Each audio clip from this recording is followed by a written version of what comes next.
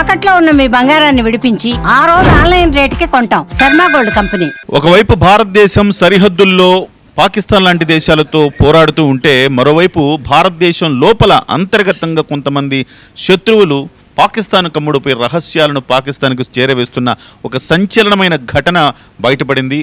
జ్యోతి మల్హోత్రా అనే ఒక famous YouTuber influencer ఇవాళ పాకిస్తాన్కు మన ఎయిర్ బేస్లకు సంబంధించిన సమాచారాన్ని వీడియోలతో సహా అందిస్తున్న ఘటనను గుర్తించారు. దీనికి సంబంధించి పాటుగా వివి లక్ష్మీనారాయణ గారు ఉన్నారు, ఆయన స్పందన తీసుకుందాం. సార్, ఎట్లా చూడాలి సార్ ఈ అంశం? చాలా ప్రమాదకరం. ఎందుకంటే భారతదేశంలో ఉన్న భద్రతా సమాచారాన్ని వేరే వాళ్లకు అందజేయడం అంటే అది ఎస్పియోనాజ్ కింద వస్తుంది, అఫీషియల్ సీక్రెట్స్ యాక్ట్.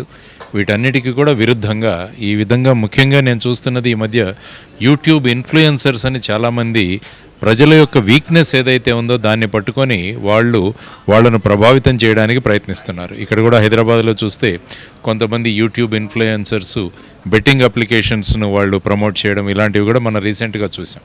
అందువల్ల ప్రజలు అప్రమత్తంగా ఉండాలి.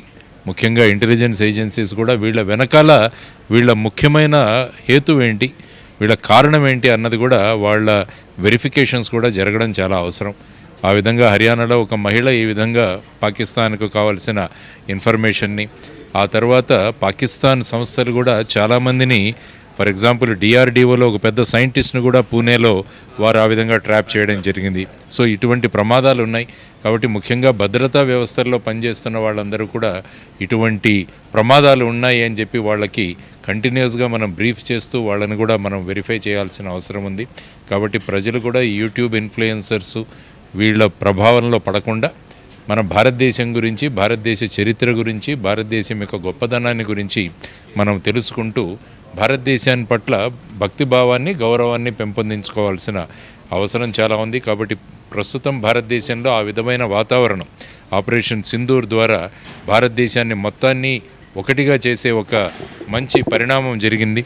కాబట్టి దీన్ని ఇలాగే ప్రభుత్వాలు కొనసాగించాలి. ప్రజలు కూడా అన్ని భేదభావాలు మర్చిపోయి అందరం కలిసి మనం ఉండాలన్న ఒక భావనను తీసుకొస్తే బాగుంటుంది. ఇలాంటివి చాలామంది ఉన్నారు, అమ్మాయి ఒక్కటే కాదు, చాలామందికి ఈ రకంగా ఎరవేశారు అని చెప్పేసి కూడా చెప్తున్నారు. సార్, ఎట్లా గుర్తించవచ్చు? ఉండవచ్చు. కాబట్టి ఇప్పుడు ఈ ఇన్ఫర్మేషన్ మనకి ఏదైతే వచ్చిందో దాన్ని బట్టి ప్రజలు కూడా ఒకసారి ఇటువంటి చరిత్ర గలవారు, ఇటువంటి ప్రమోట్ చేస్తున్న వాళ్ళని, ఎందుకంటే నిఘా విభాగానికి కూడా ప్రజలందరూ కూడా సహకరిస్తే అప్పుడేమవుతుందంటే ఇన్ఫర్మేషన్ త్వరగా వస్తుంది.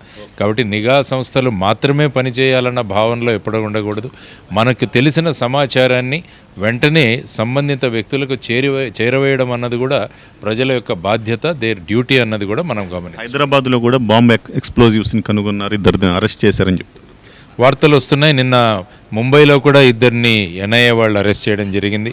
కాబట్టి ముఖ్యంగా ఈ స్లీపర్ సెల్స్ కానీ కొంతమంది అంతర్గతంగా 2006వ సంవత్సరంలో ఈ విధమైన ఎల్ఈటీ ఒక 25 మెంబర్స్ గ్యాంగ్ను కూడా ముంబైలో బస్ చేయడం జరిగింది. కాబట్టి ఇటువంటి ప్రమాదాలు పొంచి ఉన్నాయి. కాబట్టి అందరూ కూడా జాగ్రత్తగా ఉండి ఎవరి మీదైతే అనుమానాలు వస్తున్నాయో అటువంటి వాళ్ళ కదలికలన్నీ కూడా అనుమానాస్పదంగా ఉన్నప్పుడు వెంటనే పోలీస్ ఇన్ఫర్మేషన్కి లేకుంటే ఇంటెలిజెన్స్కి మనం చేరవేస్తే ఆ తర్వాత వ్యవహారాలు వాళ్ళు చూసుకుంటారు. ఇది నాకు సంబంధం లేదు, నేనెందుకు ఇరుక్కోవాలి అన్న భావాలు ఎప్పుడూ ఉంచకూడదు. అనుమానం వచ్చినప్పుడు ఆ విషయాన్ని మనం సమాచారాన్ని అందచేయడం ఒక బాధ్యతగా ప్రజలందరూ భావించినప్పుడు ఇటువంటి ఎలిమెంట్స్ ఏవైతే ఉన్నాయో వాటి నుంచి రాబోయే కాలంలో జరగబోయే అనర్థం ఏదైతే ఉంటుందో దాన్ని మనం ఇక్కడే ఆపొచ్చు అన్న భావాలు ప్రజల్లోకి రావాలి. ముఖ్యంగా వాళ్ళ పాఠ్యాంశాల్లో కూడా ఏ విధంగా జాగ్రత్తగా ఉండాలి, ఇటువంటి సూచనలు ఎలా పట్టుకోవాలి, ఇటువంటి విషయాలను ఎలా తెలియజేయాలన్నది కూడా మనం ప్రజలను కూడా ఎడ్యుకేట్ చేయాల్సిన అవసరం. Thank you sir, thank you so much. అంటే ప్రతి ఒక్కళ్ళ బాధ్యత ఇది అని చెప్తున్నారు వివి లక్ష్మీనారాయణ గారు. ముఖ్యంగా అంటే మన చుట్టుపక్కల గమనించే అంశాల పట్ల జాగ్రత్తగా ఉండాల్సిన అవసరం ఉంది. స్లీపర్ సెల్స్ ఇవాళ మరింత యాక్టివేట్ అయ్యే అవకాశం ఉంది. పాకిస్తాన్ని కోలుకోలేని దెబ్బ తీయటంతో ప్రతీకార చర్యగా స్లీపర్ సెల్స్ని యాక్టివేట్ చేసే ఒక ప్రమాదం కూడా పొంచి ఉంది. దాని నుంచి మనం బయటపడాలంటే మీ చుట్టుపక్కల వాళ్ళు ఏం చేస్తున్నారనే అంశాన్ని మీరు క్లియర్గా అబ్జర్వ్ చేసి వెంటనే కంప్లైంట్ చేయాల్సిన అవసరం ఉంది. జ్యోతి మల్హోత్రా లాంటి వాళ్ళు చాలామంది ఉండొచ్చు, యూట్యూబ్లో ఇన్ఫ్లుయెన్సర్స్గా పేరు పొంది డబ్బులు తీసుకుని పనులు చేసే వాళ్ళు ఉండొచ్చు. వాళ్ళందరినీ కూడా గుర్తించాల్సిన అవసరం అయితే ఉంది.